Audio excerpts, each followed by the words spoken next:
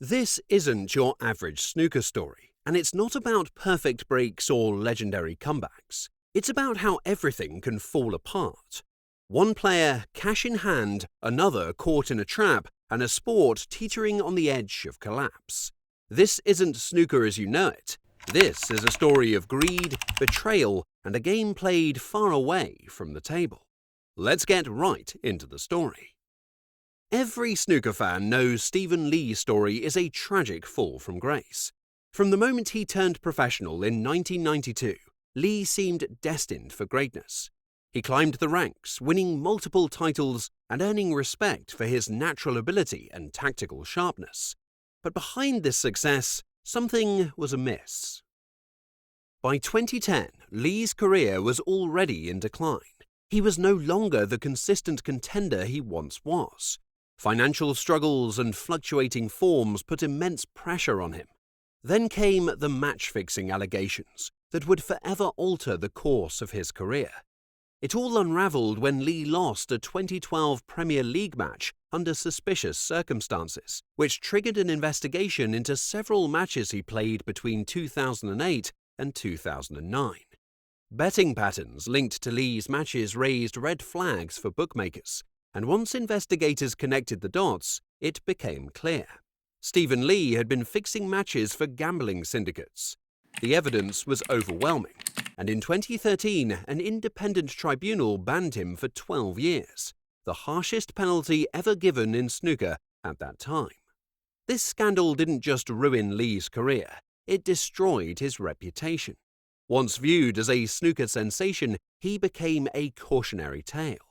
The 12-year ban and a hefty £40,000 fine left him financially and emotionally crippled, a man whose legacy would forever be defined by greed. Just as the dust was settling from Lee's scandal, another bombshell dropped.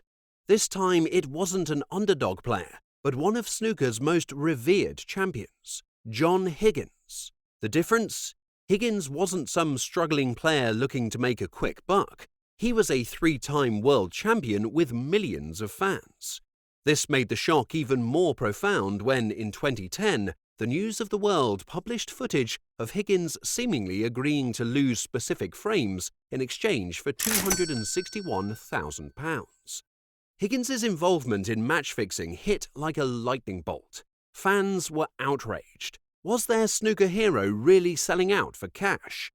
The footage showed Higgins in a sting operation where he appeared to collude with undercover reporters, agreeing to throw frames in future matches.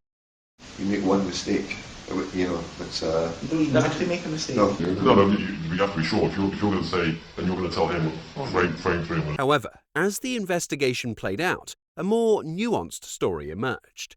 Higgins claimed he never intended to follow through, and that fear had driven him to go along with the fake deal. Despite his defense, Higgins was still found guilty of bringing the sport into disrepute. He received a 6-month suspension and a £75,000 fine. Many felt his punishment was too lenient, especially when compared to Lee's 12-year ban. Why the disparity? It boiled down to intent and cooperation.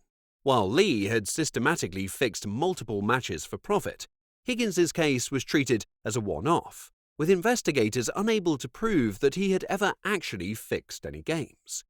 The aftermath for both players was strikingly different. John Higgins, after serving his 6-month ban, returned to the game and managed to rebuild his career. He went on to win more titles, even claiming additional world championships. However, the taint of scandal never fully disappeared. For some fans and players, his name would always be associated with the shadow of match-fixing, no matter how much success he found in his comeback. Stephen Lee, however, faced a much harsher fate. Unlike Higgins, Lee had been part of a deliberate and sustained match-fixing operation. His 12-year ban all but ended his career, especially since the end of his suspension is in 2024, when he will be nearing 50 years old.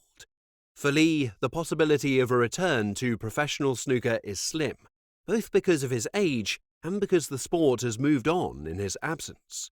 His legacy, now tarnished beyond repair, serves as a warning to others who might be tempted by easy money.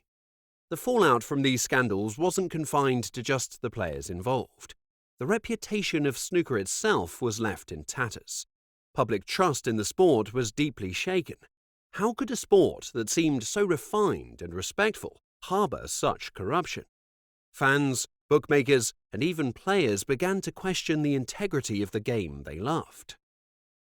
These incidents forced the World Professional Billiards and Snooker Association, WPBSA, to act decisively. They implemented stricter monitoring systems and increased the penalties for match fixing. More thorough investigations of suspicious betting patterns became the norm, and the sport's governing bodies worked hard to restore the integrity of the game. Snooker's vulnerability to betting syndicates became a central issue. The sport, like many others, became a prime target for illegal betting due to its high-stakes nature and individual player dynamics. These scandals highlighted the need for tighter controls and more transparency in professional sports. One element tying these scandals together is financial pressure. Stephen Lee, for example, was reportedly in deep debt, a factor that likely drove him into the clutches of betting syndicates. His need for money made him a prime target for corruption. Higgins, on the other hand, wasn't driven by financial desperation, but found himself ensnared in a sting operation. While their motivations differed, both stories show how even the highest levels of sport are not immune to the corrupting influence of money. For Lee, financial ruin was both the cause and the result of his involvement in match fixing. The allure of easy money came at the cost of his career and reputation. For Higgins, the question remains whether he acted out of fear or a momentary lapse in judgment. Either way, the price both paid, though in vastly different forms, illustrates how financial and external pressures can infiltrate even the most skilled and decorated athletes. The match-fixing scandals involving Stephen Lee and John Higgins left scars on the sport that are still healing. These incidents exposed a weakness in the world of professional snooker and raised broader questions about the vulnerability of sports to corruption. The governing bodies have since implemented more rigorous rules, but can any sport truly be clean when money, fame, and fortune are on the line? For fans, the Stephen Lee and John Higgins scandals serve as a reminder that no sport is immune to scandal. The allure of snooker is still there, the precision, the patience, the skill, but now with a lingering shadow, a reminder of how fragile a sport's reputation can be. While Higgins managed to return to the sport and regain some of his lost glory, Stephen Lee's downfall stands as a sobering lesson about the price of greed and deception in a game where integrity should be everything. That's it for this video. Do you think Lee was used as a scapegoat in this incident? Let us know in the comments. For more snooker content, click on the screen right now.